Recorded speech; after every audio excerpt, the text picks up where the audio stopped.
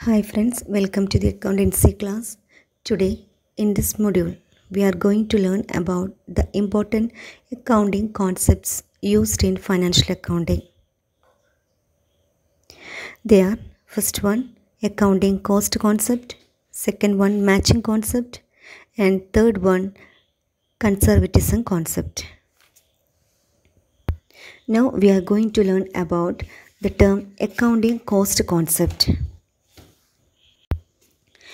The cost concept requires that all the assets are recorded in the book of accounting at their purchase price, which includes cost of acquisition, transportation, installation, and making the assets ready to use. For example, the purchase price of a machinery is 6 lakh rupees. The cost of acquisition equal to 50,000, transportation charges 10,000, installation charges 10,000, and making the assets ready to use 5,000. While recording the amount of asset in the book of accounts, we have to add the purchase price. That price includes cost of acquisition, transportation charges, installation charges, and expense for ready to use. Accounting cost concept is historical nature, which has been paid on the date of acquisition and does not change year after year. For example, if a building has been purchased by a firm for 2 crore rupees, then the purchase price will remain the same for all years to come, though its market value may change. The important limitation of the historical cost basis is that it does not show the true value of assets and may lead to hidden profits. Next concept is matching concept. The matching concept states that the revenue and the expenses incurred to earn the revenue must belongs to the same accounting period. So once the revenue is realized, the next step is to allocate it to the relevant accounting period. The matching concept implies that all revenues earned during the accounting year, whether it is received or not received during that year, and all costs incurred, whether paid or not paid during the year, should be taken into account while ascertaining profit or loss for that year.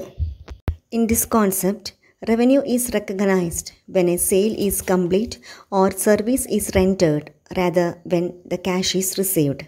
Similarly, an expense is recognized when cash is paid, but when the asset or service has been used to generate revenue.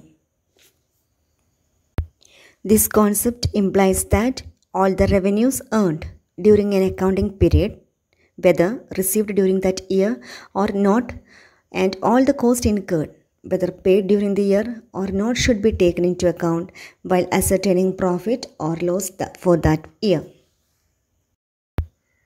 Next concept is conservatism concept. The concept of conservatism is also known as prudence concept.